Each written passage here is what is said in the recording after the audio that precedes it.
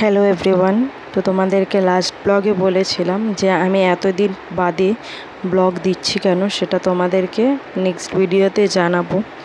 আজকের এই ব্লগটা সেই সম্পর্কেই। তোমরা জানো দাদু আমাদের সঙ্গে গত 3 বছর ধরে নতুন বাড়িতে রয়েছে। দাদুর সঙ্গে ছোটোবেলা থেকে অনেক স্মৃতি আমার সঙ্গে জড়িত। আমার সঙ্গে মা, বাবা, দিদি সবার সঙ্গে জড়িত রয়েছে দাদুর অনেক রকমের স্মৃতি। সেটা ছোটোবেলা থেকে দাদুর স্কুল থেকে নিয়ে আসা হোক কিংবা দাদুর কাছে অনেক রকমের আবদার হোক, সেটা দাদু আমাদেরকে সবথেকে বেশি পূরণ করে দিত মা বাবার থেকেও। তোমাদেরকে কিছুদিন আগেই জানিয়েছি যে দাদুর শরীরটা ভীষণ পরিমাণেই খারাপ। বোম্বে থেকে আমাকে চলে আসতে হয় দিদির সঙ্গে। আসার পরে দিদি অনেক রকমের দাদুর সঙ্গে সময় কাটিয়েছে, আমিও অনেক রকমের সময় কাটিয়েছি দাদুর সঙ্গে। দিদি চলে যায় আবার বোম্বে। তারপর থেকে দাদুর দেখাশোনা আমি, মা, বাবা মিলেই করতাম। জুন মাসের 25 তারিখ দাদুর আর ছিল না আমাদের মধ্যে। যেহেতু দাদুকে এত পরিমাণে ভালোবাসি, তার জন্য সেরকমভাবে কিছুই ভালো লাগছিল না। মেন্টালিভাবে প্রিপেয়ার ছিলাম না তোমাদের সঙ্গে কথা বলার জন্য। তার জন্য আর সেরকমভাবে ব্লগ কিছু শেয়ার করতে পারিনি। মাঝে মাঝে যেটুকুনি শর্টস ভিডিও পেরেছি তোমাদের সঙ্গে শেয়ার করেছি।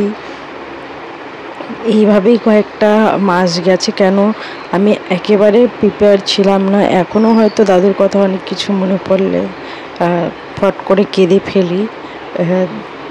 আর দাদুর যে লাস্ট দিনের স্মৃতিটা, সেটা কোনোভাবেই এখনও অবধি আমি ভুলতে পারছি না। যেই দৃশ্যটা আমি চোখের সামনে আমার দেখেছি, সেটা কোনোভাবেই আমি বলে বোঝাতে পারবো না।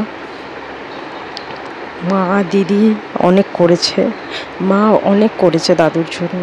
দাদুকে পরিষ্কার করে দেওয়ার থেকে দাদুকে স্নান করিয়ে দেওয়া, বাথরুম এসব সব কিছু পরিষ্কার করে দেওয়া, আমিও সঙ্গে, দিদিও করেছে। অনেক কিছু করেছি আমরা দাদুর জন্য। কিন্তু বয়স হয়ে গেলে যা হয় আর কি, সেটাই হয়েছে দাদুর সঙ্গে। এটাই বলবো যে দাদু যেখানেই আছে ভালো থাকুক, আবার যেন আমাদের জীবনে আমাদের দাদু হয়ে আসুক। আশেপাশের অনেক লোক ছিল যারা এসে মাঝে মধ্যে দাদুর খবর নিয়ে যেত। তারা সবসময় চাইতো যে দাদু যেন ভালোই থাকে, ভালোভাবে সুস্থ হয়ে ওঠে। বাবা এখানে দেখতে পাচ্ছ যে হসপিটালে একদিন চেক আপ করানোর জন্য দাদুকে নিয়ে যাওয়া হচ্ছিল। বাবা নিয়ে গেছে অনেক কষ্ট করেই, যেহেতু দাদু লাস্টের দিকে একদমই হাঁটাচলা করতে পারছিল না। তার জন্য বাবাকে কোলে করে নিয়ে যেতে হয়েছিল বাবা দাদুকে টোটো অবধি, তারপরে ডক্টর দেখাতে নিয়ে যায়। তোমাদেরকে এটাও বলেছি আগে যে দাদু ভীষণ ভালোভাবে খাওয়া দাওয়াও করতে পারছিল না। শেষমেশ করে দাদুকে পেস্ট করে খাইয়ে দিতে হচ্ছিল খাবারগুলোকে। আর আমরা যতটা পেরেছি ততটা করেছি দাদুকে। অবশ্যই এইটুকুনি বলবো যে দাদু যেন আশীর্বাদ করুক যে যতটুকু পারি জীবনে উন্নতি করতে পারি। আমার মনে একটাই খালি আশা ছিল, সেটা কোনোভাবে পূরণ আর করতে পারলাম না।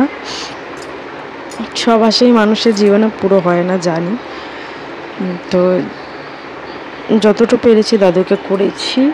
এইটা নিয়েই আজকের ভিডিওটা ছিল। সেরকমভাবে আমি বলে তোমাদেরকে উঠতে পারছি না। এখানে দেখতে পাচ্ছ দাদুর অনেক অবস্থা খারাপ হয়ে গেছিলো। এখানে দেখতে পাচ্ছ দিদি দাদুর ঘায়ের মধ্যে পাউডার দিয়ে দিচ্ছে।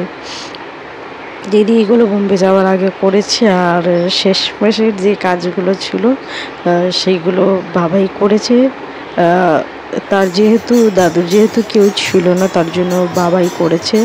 আর আমরা যতটা পেরেছি ততটা করেছি। ভগবানের কাছে এটাই বলবো, যাতে দাদু যেখানেই আছে ভালো থাকুক, আবার যেন ফিরে আসুক আমাদের হয়ে। আর তোমাদেরকে অবশ্যই বলবো যে যারা রয়েছো পাশে, অবশ্যই পাশে থেকো। আর আশা করি তোমাদেরকে বুঝিয়ে উঠতে পারলাম যে এত দিন বা এতগুলো মাস কিসের জন্য আমি ব্লগ দিতে পারিনি। আবার আর একটা নতুন ভিডিও নিয়ে দাদুর সঙ্গে এই স্মৃতিগুলো আমি কোনোদিন ভুলতে পারবো না।